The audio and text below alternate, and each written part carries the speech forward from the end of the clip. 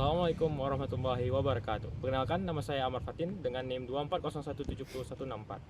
Perkenalkan, nama saya Revan Aldi Putra Faisa dengan NIM 2401700152. Perkenalkan, nama saya Muhammad Rasyal Farisi, NIM saya 2401700151. Perkenalkan, nama saya Muhammad Aulia dengan NIM 2401700144. Perkenalkan, nama saya Jakbar Alia Rahab dengan NIM 2401700165.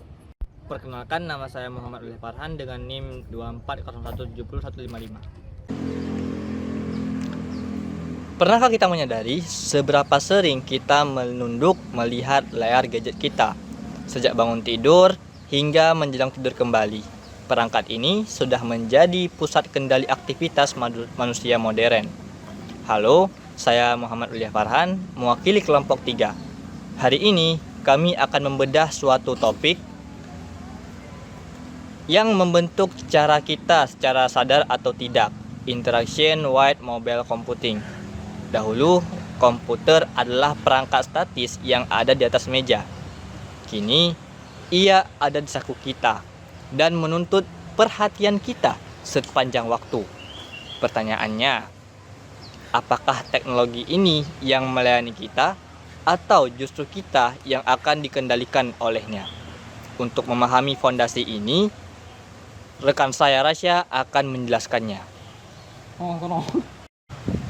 Mari kita mulai dari sebuah disiplin ilmu bernama Human Computer atau HCI. Inti dari ilmu ini sederhana, yaitu bagaimana merancang sistem yang memahami keterbatasan manusia, bukan manusia yang dipaksa untuk memahami mesin. Namun, ketika komputer berubah menjadi perangkat bergerak atau mobile, tantangannya meningkat drastis. Kita menggunakan perangkat dengan layar kecil, baterai terbatas, di tengah lingkungan yang terus berubah. Di sinilah konsep user-centered design menjadi sangat penting. Desain termuka harus sepenuhnya berpusat pada kenyamanan pengguna. Namun bagaimana realitanya saat ini? Teman saya Jakbar memiliki contoh nyatanya. Pernahkah kalian merasa ibu jari cepat lelah saat memegang gawai? Itu adalah masalah nyata yang disebut tantangan ergonomi fisik. Layar gawai masa kini diperbesar demi kepuasan visual. Namun anatomi tangan manusia tidak ikut membesar. Dampaknya, jangkauan jari menjadi terbatas dan tangan mudah lelah. Tantangan kedua yang lebih mengkhawatirkan adalah notification fatigue atau kelelahan notifikasi. Sepanjang hari, gawai kita berbunyi dari puluhan aplikasi. Secara psikologis, hal ini menguras energi kognitif, membuat kita rentan stres dan kehilangan fokus. Desain antarmuka yang kurang cerdas nyatanya mampu membebani mental kita. Lalu, apakah hambatannya hanya mencapai di situ?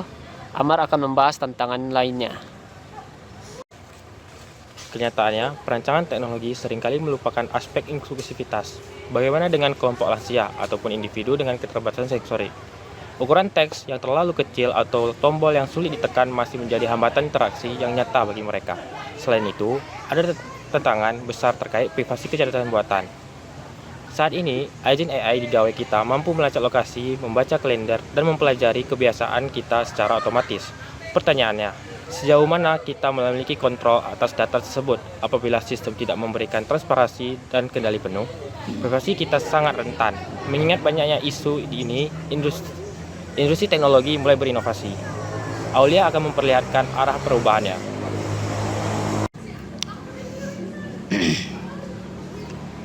Solusi untuk berbagai tantangan tadi mulai terlihat. Salah satunya melalui inovasi terbaru di Google I/O 2026. Tren interaksi kini perlahan mulai bergeser dari layar sentuh menuju pengalaman yang lebih menyatu dengan lingkungan. Tren pertama adalah kehadiran kacamata pintar atau intelligent eyewear. Konsepnya adalah interaksi hands-free atau hands-up. Kita tidak perlu lagi menunduk. Informasi diproyeksikan langsung ke bidang pandang kita. Tren kedua adalah antarmuka yang semakin hidup dengan Neural Expressive Design. Layar merespon secara dinamis mengikuti konteks, serta dilengkapi dengan getaran haptik, feedback yang presisi. Mesin mulai berkomunikasi dengan tubuh kita melalui sentuhan yang natural. Tren yang terakhir adalah interaksi berbasis suara. Pada saat mobilitas kita sangat tinggi, mengetik di layar menjadi tidak praktis. Kini, hadir asisten AI otonom yang mampu memproses perintah suara alami dan mengeksekusi tugas kita secara asinkron di latar belakang. Jadi, apa kesimpulannya? Evolusi komputasi bergerak ini memiliki satu tujuan, Teknologi harus memfasilitasi kebutuhan kita tanpa merebut kesadaran kita dari dunia nyata. Namun, selama isu ergonomi, kelelahan kognitif, dan jaminan privasi belum diselesaikan dengan baik, teknologi belum sepenuhnya berpusat pada manusia. Saya Repan, mewakili kelompok 3. Terima kasih atas perhatian kalian dan sampai jumpa.